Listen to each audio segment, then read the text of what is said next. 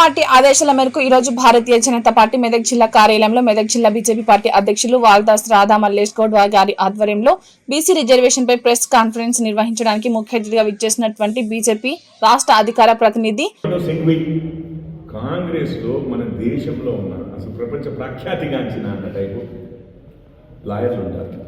ఆ లాయర్లు ఏం చేస్తూ ఉంటారు? 370 అధికరణం మనము నిర్వీర్యం చేస్తే దాని మీద సుప్రీంకోర్టుకు పోతారు.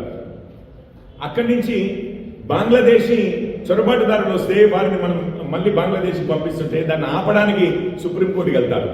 అజ్మల్ కసాబ్ లాంటి వాడు టెర్రరిస్ట్ డైరెక్ట్ గా దొరికిన వాడిని ఉరిదీస్తుంటే ఆపమని చెప్పి, పార్లమెంట్ మీద దాడి చేసిన వాళ్ళు ఉరిదీస్తుంటే ఆపమని చెప్పి మధ్యరాత్రి వెళ్ళి సుప్రీంకోర్టుని గోడలు తట్టి నిద్ర లేపి కూడా కూర్చోబెట్టగలిగే సుప్రీంకోర్టు లాయర్లు రామజన్మభూమి అంటే దాని మీద వాదించడానికి ఎందుకు రామజన్మభూమికి ఇవ్వకూడదు అని చెప్పి దాని మీద సుప్రీంకోర్టుకి వెళ్ళగలిగే లాయర్, రాజ్యాంగం మీద, చట్టాల మీద, ఎన్నో విషయాల మీద, రోహింగ్యాల విషయం మీద సుప్రీంకోర్టుకి వెళ్ళగలిగే లాయర్లు.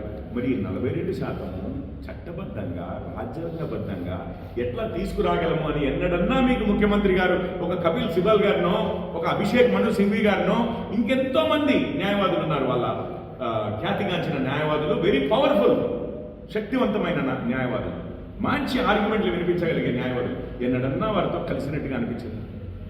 పోనీ ఈ న్యాయవాదుల విషయం కాదు, మన తెలంగాణ రాజ్యసభ ఎంపీలు, కాంగ్రెస్ ఎంపీల పేర్లు చెప్పగలుగుతారా? కొత్తగా ఎన్నికైన రాజ్యసభ ఎంపీ పేరు ఏంటో తెలుసా? మొన్ననేనండి ఈ కాంగ్రెస్ బీఆర్ఎస్ ఇద్దరి జోడీలో ఒప్పందంలో బీఆర్ఎస్ అయినా రిజైన్ చేస్తాడు, కాంగ్రెస్ నుంచి ఇంకొకరిని ఎన్నుకుంటారు. కేశవరావు గారు రిజైన్ చేసారా లేదా? రాజ్యసభ మెంబరు కేశవరావు గారు రిజైన్ చేయగానే కేశవరావు గారు కాంగ్రెస్ లాయరు అభిషేక్ మను సింఘ్వి కవిత గారికి లిక్కర్ స్కామ్లో బెయిల్ ఇప్పించారని చెప్పి ఇంకా మేము ఆగలేము, మళ్ళీ ఇంకో 2 ఏళ్ళు ఎప్పుడో వస్తుంది అంటే అప్పటిదాకా ఆగలేము, కవిత గారికి ఇచ్చాడు చేయబట్టి మన వాళ్ళకు బెయిల్ ఇప్పించింది అభిషేక్ మను సింఘ్వి చేయబట్టి అని చెప్పి ఎమ్మటే కేకే రిజైన్ చేస్తారు.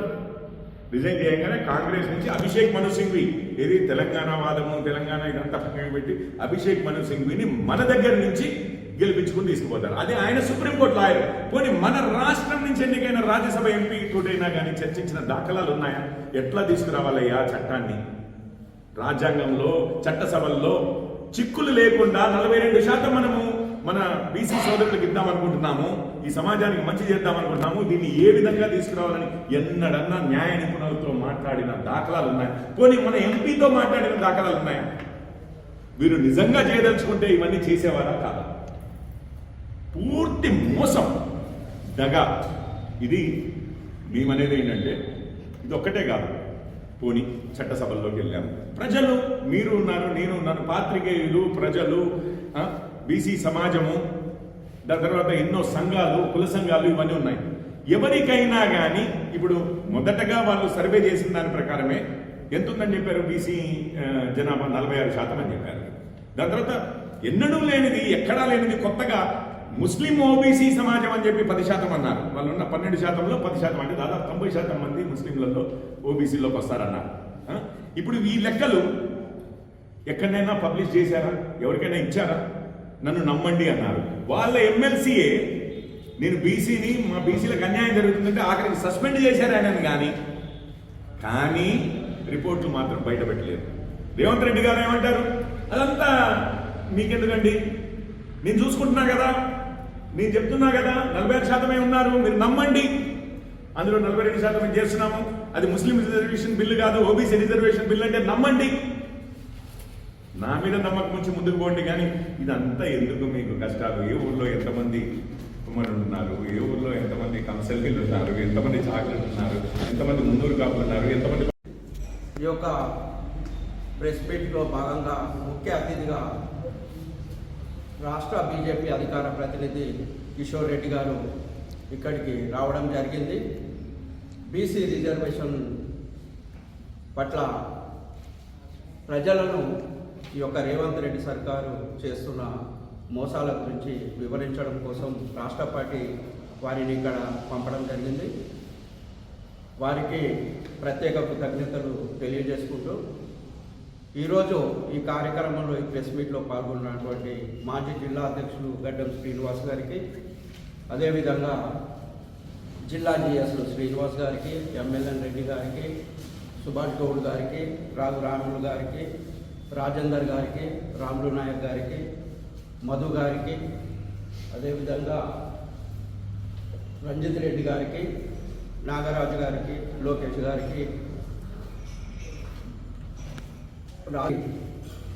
ఈ యొక్క కార్యక్రమంలో పాల్గొంటున్న ప్రతి ఒక్కరికి కూడా పేరు పేరున కృతజ్ఞతలు తెలియజేసుకుంటూ, నమస్సుమంజనలు తెలియజేసుకుంటూ, అదేవిధంగా మీడియా, ప్రింట్ మీడియా మిత్రులకు, ఎలక్ట్రానిక్ మీడియా మిత్రులకు అందరికీ కూడా నమస్సుమంజనలు తెలియజేస్తూ, ఈరోజు రాష్ట్ర ప్రభుత్వం ఎన్నికలు వచ్చినాయని ఒక సాకు తీసుకొని వచ్చి ప్రజల్లో మరి బీజేపీ పైన బురద తల్లి మళ్ళీ ఎన్నికల్లో గడ్డగొడాలని ఒక ప్రణాళిక ఈ యొక్క కాంగ్రెస్ ప్రభుత్వం చేస్తుంది. దీన్ని ప్రజలు మాత్రం నమ్మడం లేదు. ప్రజలకు కాంగ్రెస్ ప్రభుత్వం ఏదేదైతే మోసాలు చేస్తుందో అన్నీ కూడా గ్రహిస్తున్నారు. గ్రామాలలో ఓట్లు పడాయి, దీని పేరు చెప్పుకొని ఓట్లు వేసుకొని మరి పబ్బం కట్టుదామనే ఉద్దేశంతో కాంగ్రెస్ వాళ్ళు ప్రయత్నం చేస్తున్నారు. ఈరోజు అభివృద్ధిలో లేరు, అబద్ధాలలో ముందున్నారు. మరి అబద్ధాల పరిపాలన ఎన్ని రోజులు కూడా జరగదు. ప్రజలకు అర్థమైపోయింది, బీజేపీ వైపు ప్రజలు ఉన్నారనే ఉద్దేశంలో మరి ఢిల్లీలో రేవంత్ రెడ్డి గారు మరి బీజేపీ వాళ్ళను బీజేపీ మీద నూకి ఓట్లు దండుకున్నారే అనే ఉద్దేశంతో కార్యక్రమాలు కొన్ని నిర్వహిస్తూ ప్రజలను మోసం చేస్తున్నారు. కాబట్టి వాటిపైన మన రాష్ట్ర అధికార ప్రతినిధి అన్నగారు కిషోర్ రెడ్డి గారు మాట్లాడవలసిందిగా కోరుతున్నాను.